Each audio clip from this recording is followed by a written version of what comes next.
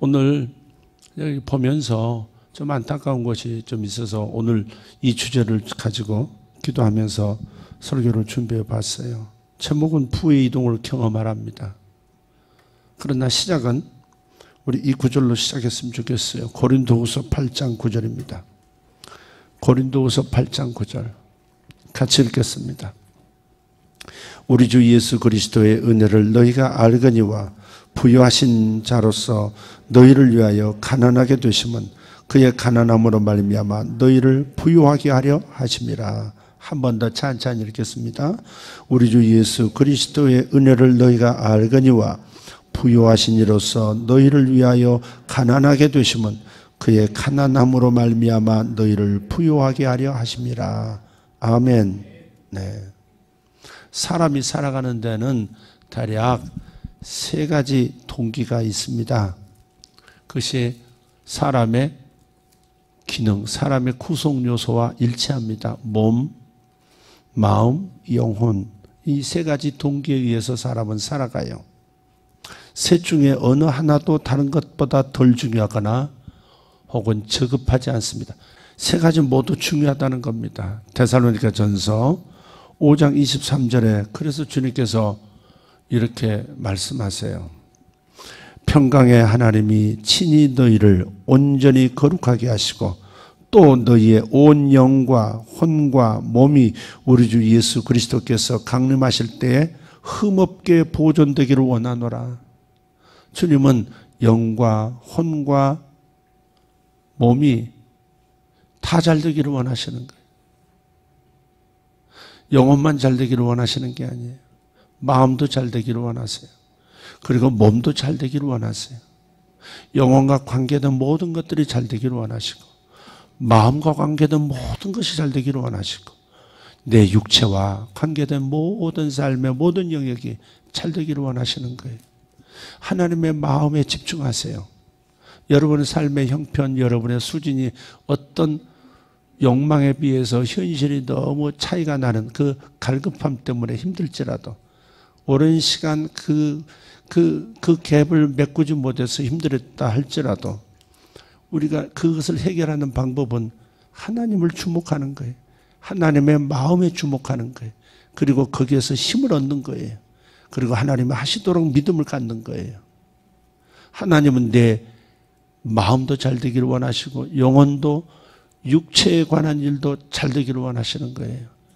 이 믿음을 갖는 것이 매우 중요합니다.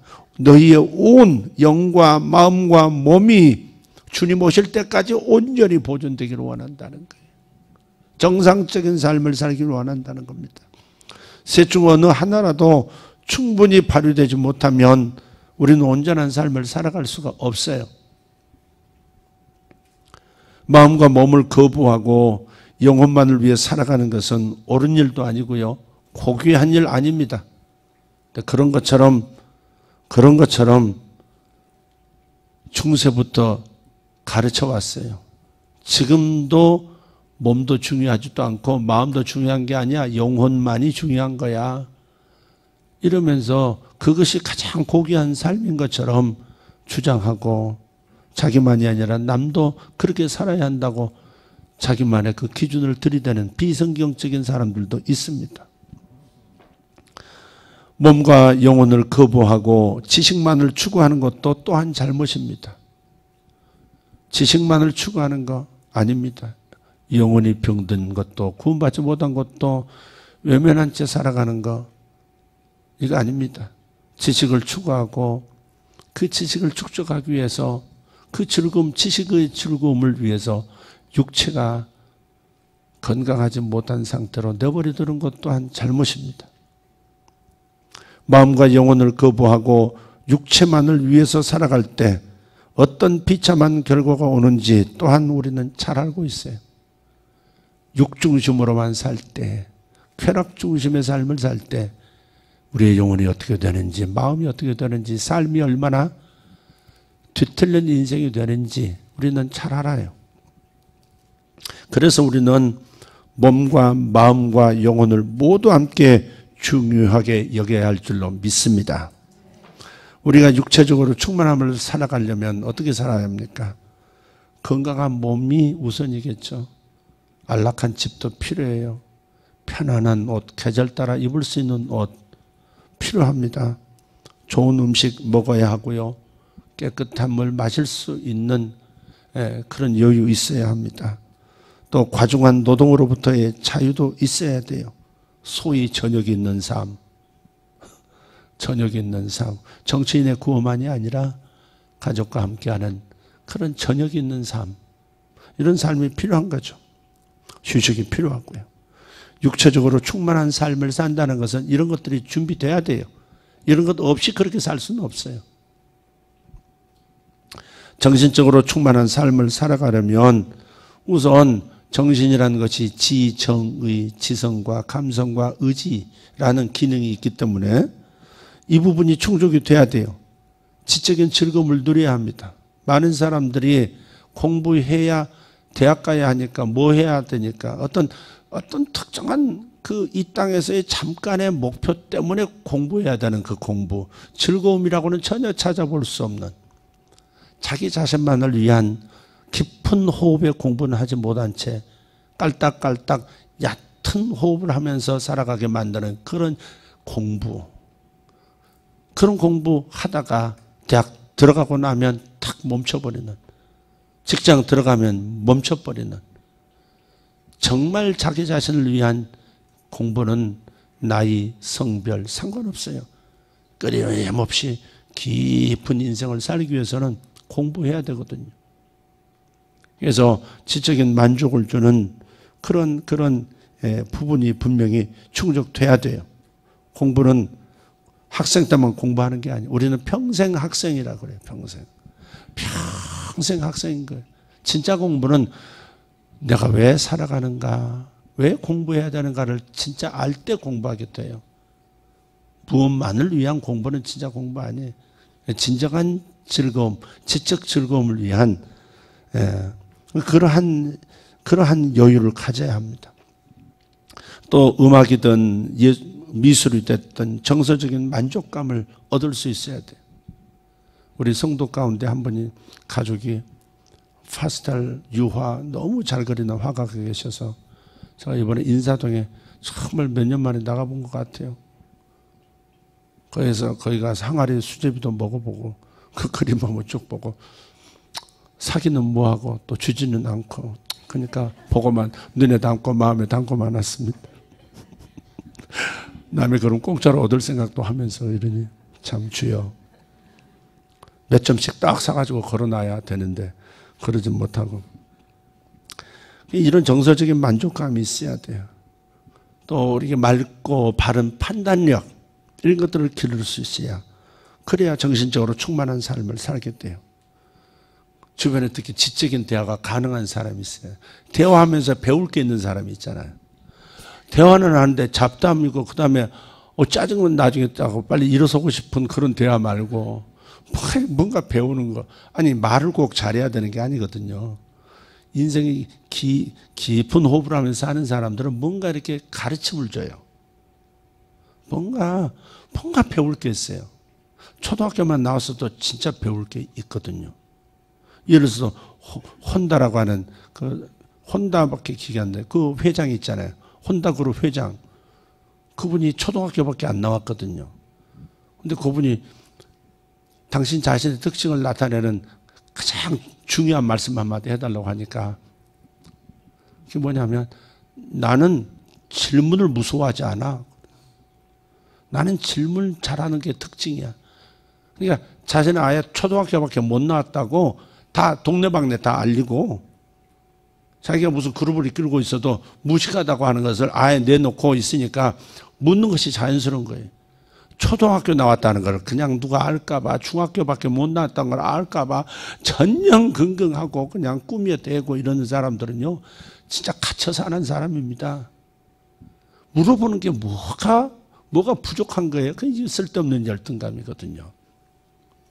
저는 푹푹 물어보는 게 있어요. 월급 얼마 받냐고 잘 물어봐요. 나는 돈에 관심이 있어가지고 목사인데 돈에 관심이 많아. 오 주여. 그래서 이제 식당 가도 꼭 물어봐. 얼마 받냐고. 그러면 당황하더라고요. 난 자연스럽게 묻는 건데 이게 얼마나 받나 궁금하잖아요. 안 궁금해요? 궁금하면 500원. 궁금해요. 물어보면 왜 물어보십니까? 그런 사람도 있고 가르쳐준 사람도 있고 자기 가서 웃는 사람도 있고 막 그러더라고요. 어디 가든지 그거 물어보니까 아유, 제 아내는 자꾸 말려요. 그런 걸 왜 물어보냐 남의 그런 걸 물어보냐고. 이거 얼마 주고 샀냐고. 이거 인테리어 얼마 주었냐. 이런 걸 자꾸 물어보니까 그 관심이 많거든요. 그것도 궁금한 거 있으면 해결을 봐야 돼. 어느 날 질문했던 우리 아들이 네이버가 있잖아요, 아빠. 그러더라고. 아, 그렇구나. 네이버가 있구나. 하지만 또 사람을 만나야 얻을 수 있는 정말 지식이 아니라 지혜를 얻을 수 있거든요. 이런 지적인 대화를 할 수 있는 사람들이 곁에 있어야 돼. 이게 요게 짧은 사람들은 좀 답답하긴 해요. 그렇지만 지적인 면이 약하더라도 감성적으로 풍성한 사람이 있어요. 만나면 즐겁고 항상 해피하고 건강한 생각하고 사람이 이렇게 선한 면이 있고 다른 사람을 보더라도 좋은 면도 보고 또 못 배웠어도 생각이 아주 클리어한 사람들이 있거든요. 네. 판단력도 올바르고요. 그런 분들은 또 배울 게 있거든요. 서로 그래야 된다. 그래서 정서적으로 이런 면에서 이게 이제 채워져야 충만한 삶을 사는 거죠.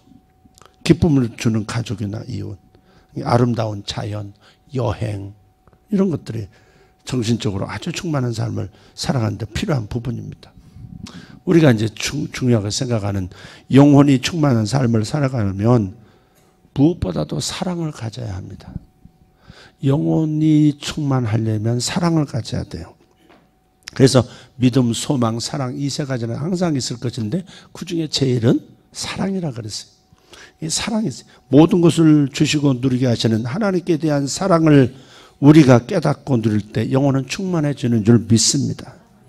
하나님의 사랑에 대한 감사, 하나님의 사랑에 대한 찬미, 그리고 거기서 올라오는 기도와 예배 속에서 내 영혼이 살아나는 거예요. 이게 반드시 있어야 돼요. 오늘 마지막 찬양하는데 내 가슴이 뭉클하면서 막 하나님의 사랑에 대한 고마움, 그래서 눈물로 또 이렇게 눈물이 나요. 얼마나 감사한지 몰라요. 이런 것이 있어야 내 영혼이 살아나거든요. 성도들이 있고 교회가 있고 찬양이 있고 예배가 있으니까 내 영혼이 메마르지가 않고 목사라고 알아서 잘 저절로 성장하고 특별히 그렇습니까? 아니죠. 공동체가 있어야 되고 형제자매가 있어야 되고 사랑할 사람이 있어야 되고 사랑을 받을 사람이 있어야 되고 내가 보호받고 있다는 느낌, 나를 존경해주고 좋아해주고 사랑하는 사람들이 있다는 것, 이걸 깨닫는 것이 얼마나 중요해요. 그래서 무엇보다도 사랑을 우리가 경험해야 한다 하는 겁니다. 동시에 하나님에 대한 사랑도 있지만 사람에 대한 사랑을 가질 때 그 사랑은 완성의 길로 들어서는 거예요.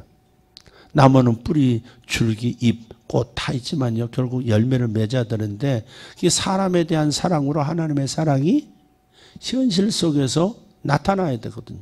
그래야 사랑의 길이 완성되는 거예요. 하지만 한편 사랑의 표현은 바로 이 가난이라고 하는 것 때문에 항상 좌절이 돼요. 오늘 본문이 이 대목에서 우리가 생각해 볼 대목이에요. 사랑의 표현은 가난 때문에 항상 이렇게 뒤로 물러설 수밖에 없는 거예요. 사람이 느끼는 최고의 행복이라고 하는 것은 사랑하는 사람들에게 이익을 베풀 때 발생하는 거예요. 내게 있는 좋은 것을 사람에게 베풀 때, 내 사랑하는 사람들에게 베풀 때 나타난다. 다시 말해서 가장 자연스럽고 무의식적인 사랑의 표현은 바로 주는 행위인 겁니다. 선물을 주든지 돈을 주든지 뭔가를 주는 행위예요. 말로만 될 수 있는 문제가 아니에요.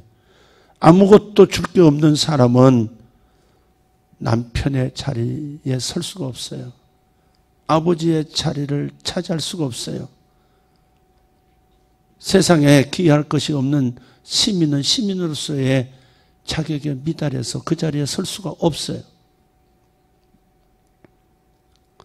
제가 제가 이제 아픔을 느끼는 경우가 있는데 거지 중에 산거지들이 있죠. 우리 윤필립 목사님 저한테 왔을 때 산거지로 저를 만났다고 그러던데 이미 일본에서 간증을 한번 시켰더니 같이 갔거든요. 아주 인기 짱이었어요. 영어로 이제 설교를 하니까 아주 그냥 활발하게. 영어 문화, 훈련받는 대상들이 전부 영어 하니까. 간증을 하는데 저는 산거지로 이광선 목사님을 만났습니다. 그러면서 시작하더라고요. 거지도 그런데 산거지라 그러니까 높은 건 좋아해요. 또 산거지. 그런데 제가 아픔을 느끼는 건 뭐냐면 아주 산거지 같은 아주 대놓고 거지. 이 사람들이 저는 그렇게 불쌍하지 않아요. 오히려 가정을 이루고 잘 살아보려고 하는데 잘해주려고 하는데 뭔가를 자식에게 해줄 수 없는 부모 있잖아요. 공부 제대로 못 시켜주는 부모, 제대로 못 입혀주고 제대로 된 환경 속에서 살게 못 해주고 그저 자식들은 세상에서 보고 듣는 게 너무 많아서 너무 갈망이 많은데 행복해지고 싶은데 그걸 채워줄 수 없는 그 기반이라도 기초적으로 닦아줄 수 없는 그런 부모를 볼 때 그들의 아픔이 느껴지는 거예요. 저는 하나님께서 그래서 그런지 제가 자식들에 대해서 그다지 걱정하지 않도록 사랑하는 귀한 성도들로부터 우리 자식들을 교육 잘 시킬 수 있도록 참 이렇게 많은 은혜를 입고 있어요. 제가 그게 싫거든요. 그게 싫거든요. 굶수저 자식들은 아니더라도 물려줄 것은 지금 없다 할지라도 지들이 살아가는 데 있어서 너무 그런 물질 때문에 목말라 하는 아픔은 겪게 하고 싶지 않고 그 아픔을 내가 겪고 싶지 않거든요. 그래서 필리핀 같은 데 가면 그런 거예요. 제3세계 가면. 그런 제대로 된 집도 5, 6명이 애들 사는데 조그만 뭐랄까 요 강단 요 앞에 요만큼이나 될까 그런 데서 막 겹쳐져서 자는 거기서 무슨 공부가 되겠고 거기서 무슨 자식들이 희망을 가지면 살 수 있어요.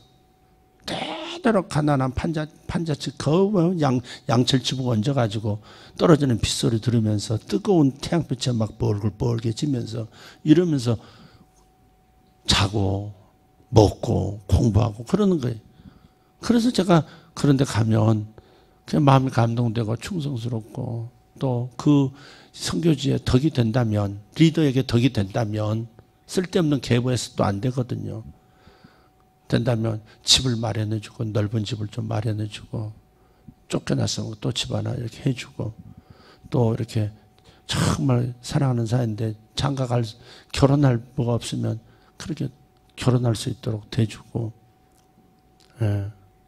또 공부는 잘하는데 대학 못 가면 그럼 학비 대주고 그런 것을 제가 이렇게 하려고 하는 까닭은 바로 그것 때문에 그래요. 제 마음에 아픔으로 닿는 게 있어요. 하나님의 사랑이 그 부분에서 제게 머문 것 같아요.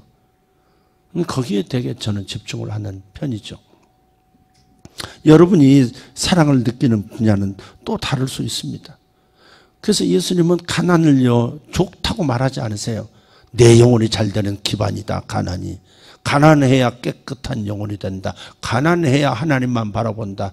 이걸 주님 그렇게 말씀하시지 않으세요?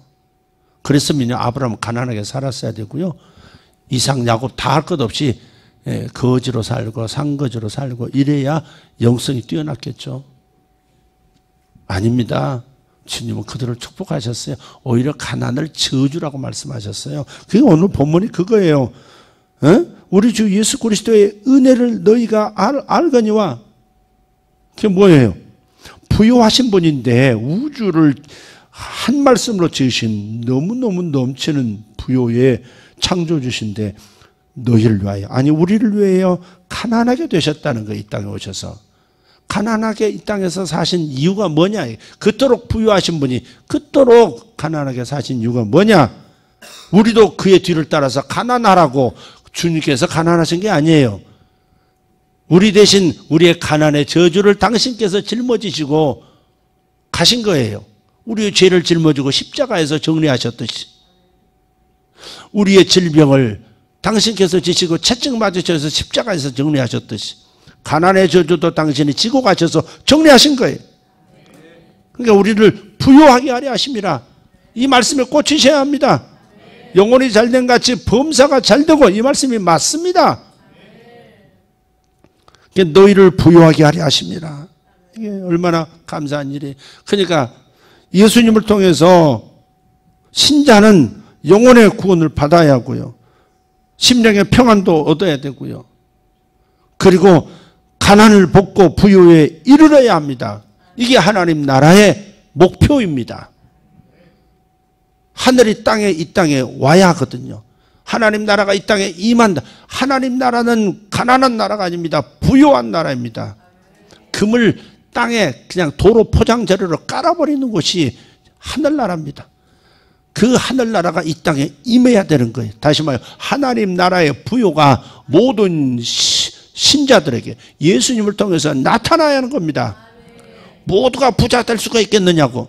그러나 우리 목표는 부유하게 되어야 합니다. 왜? 주께서 가난의 저주를 가져가셨으니까. 아멘입니까? 이처럼 인간이 육체를 편하게 하고 마음을 풍요롭게 표현하고 영혼을 보여줄 수 있는 것은 바로 물질을 사용함으로 이루어진다는 사실을 부인하지 맙시다. 그런 면에서 부자가 된다는 것은 무엇보다 중요한 일이에요. 부유하게 된다는 것은 중요한 일이에요. 왜 몇 사람의 부자만 부유를 누리고 살아야 합니까? 그것을 사회주의 공식을 가지고 돌아와서 똑같은 시간 일했으니까 그러니까 기업주가 됐든 노동자가 됐든 똑같이 똑같은 시간 일했으니까 똑같이 나눠 먹어야 된다. 이건 공산사상이죠. 그런 걸 헌법에 집어넣겠다고 하니 이게 큰일이지만 이거 오래 못 갈 겁니다. 지금 이런 정도로 건드리면 결국은 오래 못 갈 겁니다. 문재인 대통령이 여러 가지 귀한 일을 하고 계시는데 남북에서 귀한 규조석도 놓고 위험스럽긴 하지만 잘하고 계시긴 해요. 그러나 그렇게까지 나가서는 안 된다. 자기의 창의성, 자기의 창의 잠재력을 가지고 충분히 자기 능력을 발현시켜서 자기 수준의 삶을 다 각각 살도록 선한 자유 경쟁으로 가야지.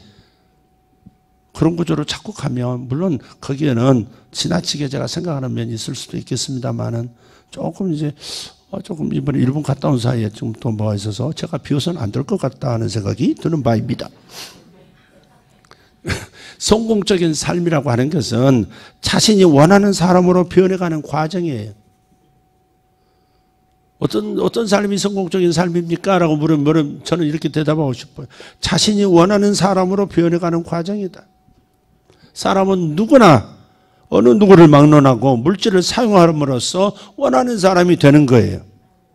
그리고 그 필요한 물질들, 다시 말해 책, 대학 공부하는 것, 인맥, 여행, 심지어 요새 인공지능, 이 모든 것들, 이 필요한 물질들은 소유할 수 있는 만큼의 부자가 되어야 마음대로 그것을 사용할 수가 있는 거예요.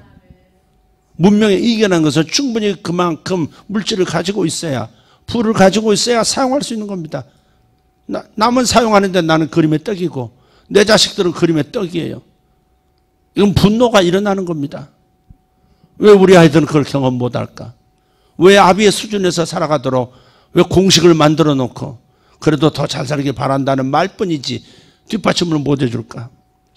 훈련을 못 시켜줄까? 그게 분노가 일어나요.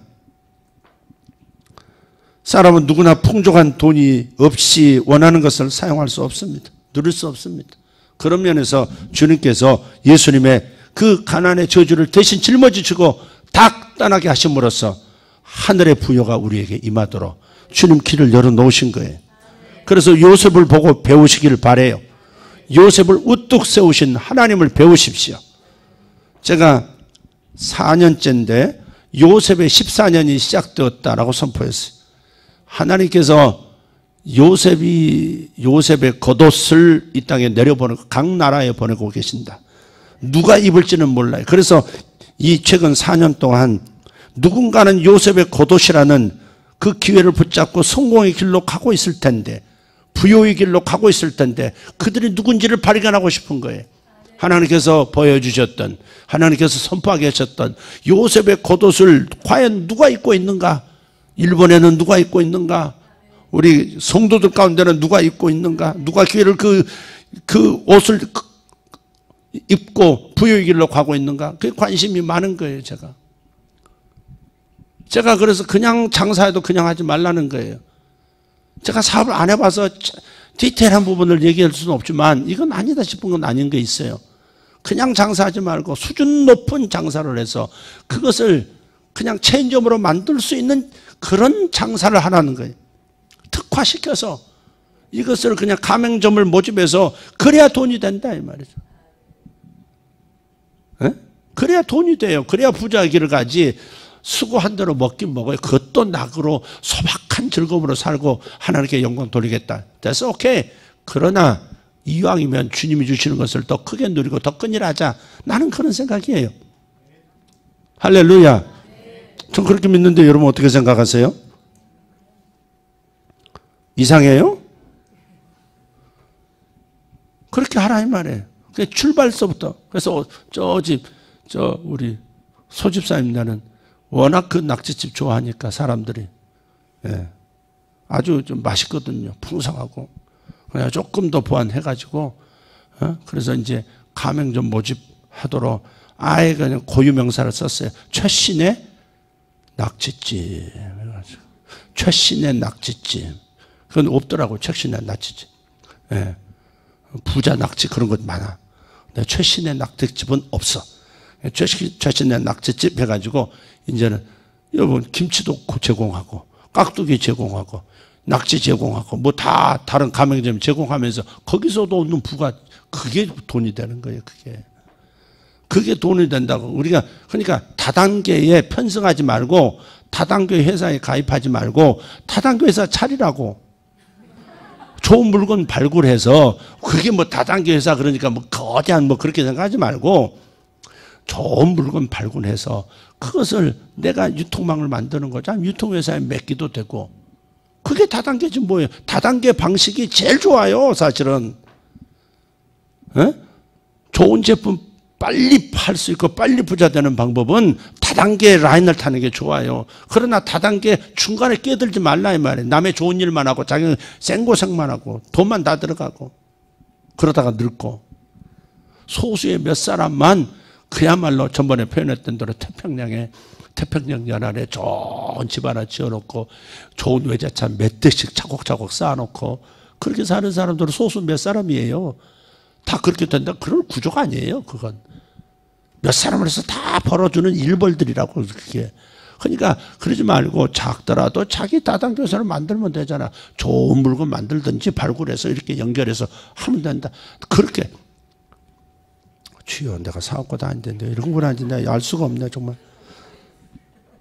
그래서 내가 지금 마음이 좀 급해요. 지금 요셉의 겉옷을 지금 딴 데서 이렇게 발견하는 사람들이 있어요. 저는 저의 남은 소명 가운데 하나가 뭐냐면 그런 사람들을 발견하는 거고요. 그들이 하나님의 길로 가도록 격려하고 그 길에서 이탈하지 않도록 제가 돕는 거예요. 제 마음은 그런 데 있어요. 솔직히 말씀만 얘기해서 그냥 원리적인 얘기만 하고 은혜만 얘기하고 그러고 끝나고 싶지가 않아요. 난 그 이상을 경험하고 싶어요. 내 속에 있는 잠재력은 단지 강단에 서 있는 것은 아닌 것 같아요. 단지 연사하는 것이 아니에요. 모든 영역에 이것이 미치기를 원하고 난 그 열매를 보고 싶어요. 최근에 비트코인이라고 하는 그 요즘 여러분 얘기 안 하는 분이 없다. 일본에도 비트코인 얘기하고 그럽니다. 근데 이렇게 서점에 가서 이렇게 보니까 비트코인에 관한 책인데 비트코인 사라 뭐 그런 얘기 같아요. 근데 거기 그 타이틀이 아주 눈이 확 돌아요. 부의 이동이 시작되었다. 그래서 썼더라고요. 아니 내가 아주 오래전부터 10년, 20년 전부터 부의 이동을 계속 외쳤고 그것을 보기를 원했거든요. 성도들 가운데 부의 이동이 뭔지를 보기를 원했거든요. 근데 어떻게 지금 세속사의 한복판에서 부의 이동이 시작되었다. 이 용어를 쓰냐고 지금. 그래요. 지금 소위 말해서 지금 급격하게 환경이 변하고 있는 시대에 여러분 눈을 들고 여지껏 살아왔던 방식으로만 살아가지 말고 한번 눈을 들어서 나도 이런 새로운 기회의 날개를 한번 탈 수 있는 주인공이 되고 싶다는 마음을 가지고 빨리 부자 되려고 하지 말고 속히 부자 그러니까 빨리 부자 되려고 하지 말고는 이런 뜻이에요. 쉽게 부자 되는 법은 없어요. 거기에는 보이지 않는 눈물과 땀 있고 헌신이 있어야 돼요. 절대 그렇지 않아요. 예. 속히 부하려 하는 자는 형벌을 면치 못하리라. 잠언서에 그렇게 돼 있죠. 그것은 빨리 부자 되지 말란 말이 아니에요. 될 수 있으면 빨리 부자 돼야지. 그래 빨리 주의를 크게 할 수 있지. 그 말은 쉽게 부자 되려고 하지 말라 그 말이에요. 쉽게 부자 되려고 하면 편법을 써요. 안 가야 될 길을 가요. 심지어 남을 속여서라도 그렇게 부를 이루려고 해요. 그러니까 쉽게 돈 벌려고 하지 말고 그러나 빨리 돈 버는 것은 건강한 것이다. 그런 비전 가지면 그렇게 돼요. 또 성격 급한 부자들이라는 책도 한번 봐보세요. 재밌어요. 그런 책도. 그래서 아주 제가 늘 예언적으로 표현했었는데 그런 일이 일어나는 수록 기도했는데 이런 세속적인 영역에서 이 표현 사용하고 있다는 사실이 이제는 정말 요셉의 14년이 진행되고 있는 것은 맞구나. 예. 저는 이 시대의 왕들 사가가 태어나기를 기도하면서 기다렸어요. 저는 많이 보고 있고 앞으로도 볼 거예요. 정말 갑자기 드러나는 부자들도 있을 거예요. 이미 가까이 그런 사람도 보고 있어요. 요셉이라는 인물은 부의동을 경험한 대표적인 인물이죠. 7년을 24년을 통해서 자신의 인생이 성공의 길로 갔을 뿐만 아니라 가족과 가문 더 나아가서 두 민족의 기반을 완성시킨 사람이에요. 왜 두 민족이라 그러냐? 자기 민족도 있지만 바로의 민족이 있어요. 원래 이제 학설이 여러 있지만 이집트가 민족의 대이동 계절을 겪으면서요. 저쪽에 있는 사람들이 이 지중해 동쪽으로 모여드는 그런 역사가 있어요. 그 중에 힉소스라고 하는 민족이 있어요. 힉소스족이 저 셈 계열인데 이집트 그러니까 힉소스란 말은 이방인의 통치자라는 뜻이에요. 이방인의 통치자. 그러니까 이집트의 토백이들이 파라오가 되어서 왕 노릇을 한 것이 아니라 힉소스라고 하는 이방 사람들이 유입이 되면서 그때부터 철기 문화가 완성이 되고요. 시작이 났는데 어쨌든 간에 그렇게 힉소스족이 들어와 가지고 파라오가 된 거예요. 정복하고.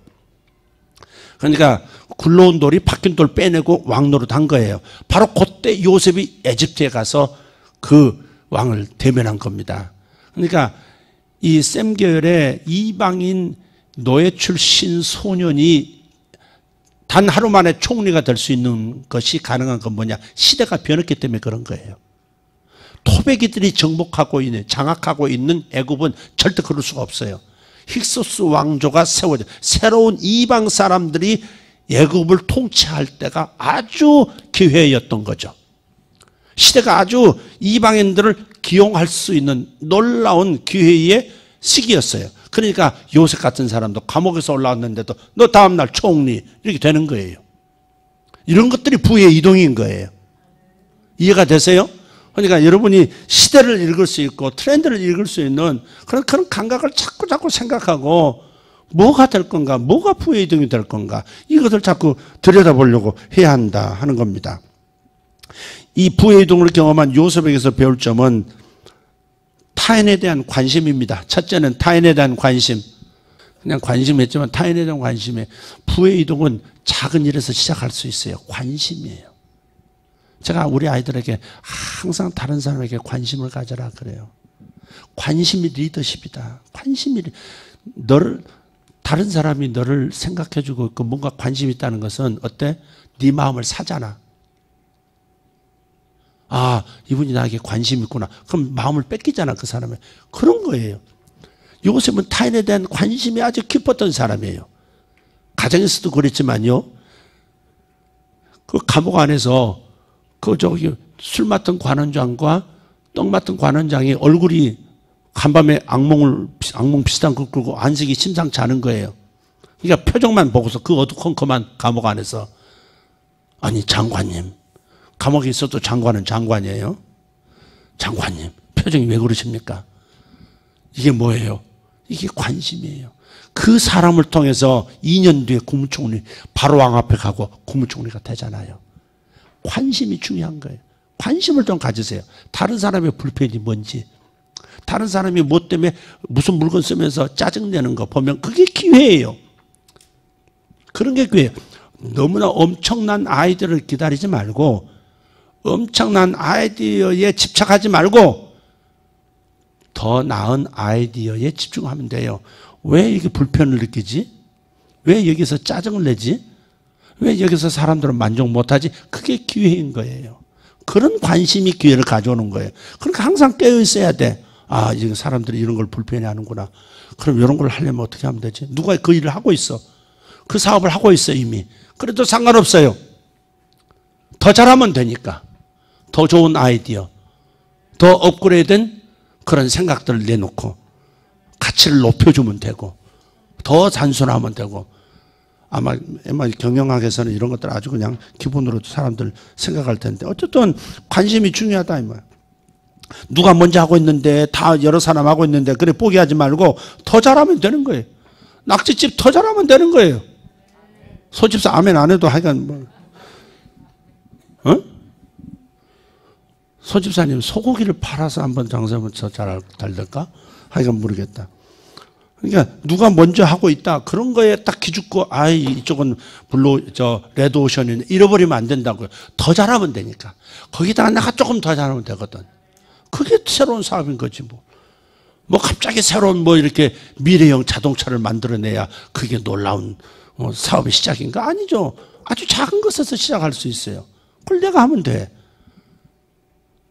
내가 하면 되는 거예요. 또 내가 갑이 되면 된다고. 갑이란 것은 내가 통제권을 갖는 거잖아요. 내가 갑이 되어서 가격을 내가 결정할 수 있고, 시간도 내가 정할 수 있고. 이게 돈 버는 사람의 입장 아니겠어요? 아마 여기 사업하시는 분들은 아마 무슨 얘기인지는 아실 거예요. 예. 내가 더 나은 가치를 제공하고 더 잘 홍보할 수 있겠는가? 이게 문제예요. 그럴 수 있으면 시작하면 되는 거예요. 두 번째는 요셉에게서 배울 부의 이동을 경험한 요셉에게서 볼 점은 사업 경험이에요. 요셉은 경험 없이 갑자기 부의 이동을 경험한 게 아닙니다. 어려서 아버지 곁에서 인사 관리하는 걸 배웠거든요. 그래서 목 축업하는 아버지 곁에서 어떻게 양들을 불려나가는지를 배웠거든요. 특별히 곁에 두셨거든요. 곁에 두었다는 말은 뭐예요? 아버지를 보필하면서 사업을 가르치는 기획실장을 만든 거예요. 뭐라고 그래요? 회사에서 기획부가 있잖아요. 되게 재벌들, 그 총수들 아들들이 어디로 들어가나요? 아마 기획조정실인가요? 뭐 그리 들어가잖아요. 그 전체를 내려다볼 수 있는 곳으로. 그래서 저쪽에 루벤이 아버지 넷째 부인하고 이렇게 통관하는 것도 보고, 아버지한테 이러면 안 되는데, 어머니를 저렇게 하면 안 되는데 보고 딱 들어서 장자권에서 나가리 시키고 이렇게 딱 하잖아요. 인사 관리하는 것도 거기서 다 배우고, 감옥 안에서도 전부 경제사범에다가 정치사범들 다 들어와 있는데 거기서 도시개발자들 돌고 들어와 있고, 다 거기서 정보를 듣고 말이죠. 다 하면서 이 경험을 쌓은 거죠. 그러니까 바로왕이 꿈을 딱 꿨을 때 그것을 대번에 해석해내고 그리고 총리가 돼버리는 겁니다. 사업 경험 중요해요. 그러니까 쉽게 돈 벌려고 하지 말고, 빠르게 돈 벌려고 하는 나쁜 것이 아니로되 쉽게 돈 벌려고 하지 말고 경험을 쌓아라 하는 거 아주 중요합니다. 마지막 한 가지 말씀드리고 마칠게요. 요셉에게서 배울 점, 하나님과의 친밀함이에요. 아까 말씀드렸듯이 바로왕의 꿈을 들었을 때 해석은 하나님께 있나이다. 와, 하나님하고 친밀한 거예요. 아버지 떠나고 자기 민족 떠나고 다 떠나 혼자의 여호와 신앙을 가지고 있는 애굽의 그 우상 숭배 한복판에서 여호와 신앙을 혼자 간직하고 하나님과 친밀함을 유지하고 꿈 해석을 많은 정치인들 꿈 해석해주고 경제인들 꿈 해석해주고 서민들 꿈 해석해주고 다 하면서 뭐가 돼요? 아, 해석은 하나님께 있구나. 하나님이 해석해 주시면 이게 되는 거구나. 그걸 배운 거죠. 친밀함이 중요한 거예요. 하나님과의 친밀함. 부의 이동을 경험하는 이 시대의 요셉들, 요셉의 겉옷을 입는 사람은 하나님하고 친해야 합니다. 끊임없이 여쭙고 들으려고 하고 여쭙고 들으려고 하고 계속 하나님과 대면하고 기도하고. 아멘. 예언적인 삶을 산다는 것이 꼭 영혼과 관계만 있는 것은 아니죠. 삶의 모든 영역에 예언적인 것이 적용되는 겁니다. 할렐루야. 예수님께서는 가난한 삶을 살고 있는 사람들이 배고파하는 것을 견뎌보지 못하셨어요. 그래서 오병이어 기적도 일으키신 거죠. 예수님께서는 베드로의 그 실패한 사업, 어업에 대해서도 개입하시죠. 어디에 물고기 떼가 많이 모인 걸 아시고 오른쪽에 던져라. 부활하신 다음에는 깊은 곳, 아니 첫 번째는 깊은 곳에가 던져라. 그 다음에 부활하신 다음에는 오른쪽에 던지면 거기 고기 모여 있어. 그물 던져. 첫 번째 베드로 처음 만났을 때 실패한 그 사업가에게 성공을 가져다 주시잖아요. 2배 만선했으니까. 여러분, 그런 거예요. 우리가 정말 하나님과 친밀해지면 사업에서도 큰 도움을 있고 하나님께 영광 돌릴 수 있어요.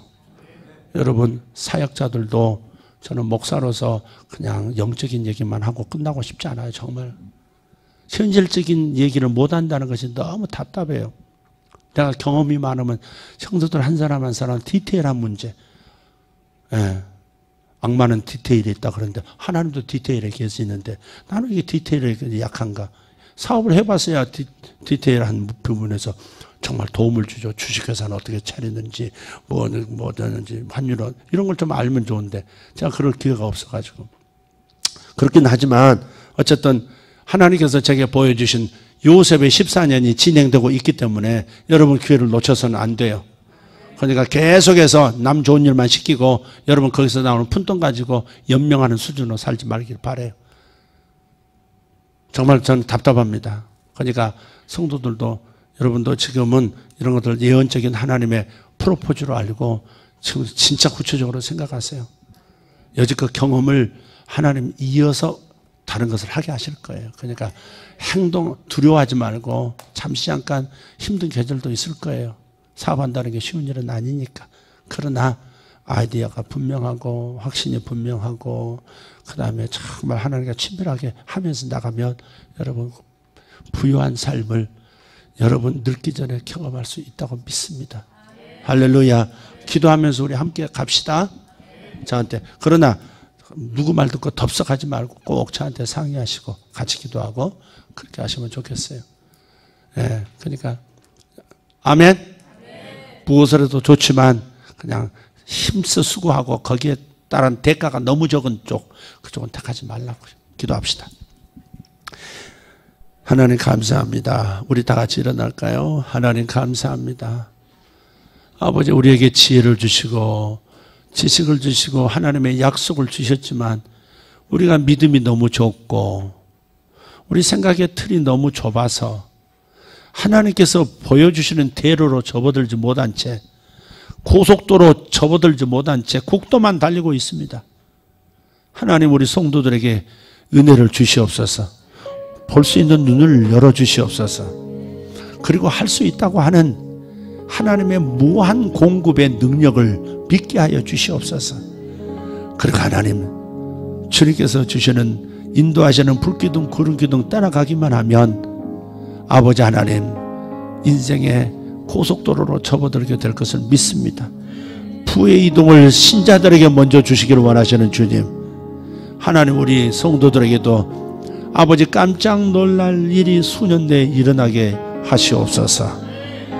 아버지, 우리 사역자들에게도 놀라운 일들이 일어나게 하여 주시옵소서. 다친 신학 가운데 서 있지 말게 하시고 아버지, 모든 삶의 모든 영역에 대한 밝은 신학을 가지고 적극적으로 하나님과 동행하고 다른 사람의 길을 열어주는 우리가 되어지게 도와주시옵소서. 하나님, 올바른 판단력 주시옵고 탐욕에 빠지지 않게 도와주시고 하나님, 목적이 분명한 인생 되도록 도와주시옵소서. 사랑을 베풀고 싶습니다. 사랑으로 내 영혼을 표현하고 싶습니다. 그러나 하나님, 그 사랑의 표현은 물질을 초월할 수가 없사오니 주님, 우리에게 물건을 허락하시옵소서. 주님, 역사해 주시옵소서. 부유한 이들에게 다른 사람도 부유하게 만들 수 있는 지혜를 공급하는 이들이 되게 하시고, 하나님 다른 사람들이 그 길을 갈 수 있도록 아버지 하나님 길을 열어주는 이들이 되게 하여 주시옵소서. 감사합니다. 요셉의 부의 이동의 기름 부음이 지금 이 시간 임하게 하여 주시옵소서. 믿음으로 붙잡을지어다. 믿음으로 이 손으로 붙잡을지어다. 가슴에 확신의 불로 당길지어다. 주님 감사합니다. 주여 주여 주여.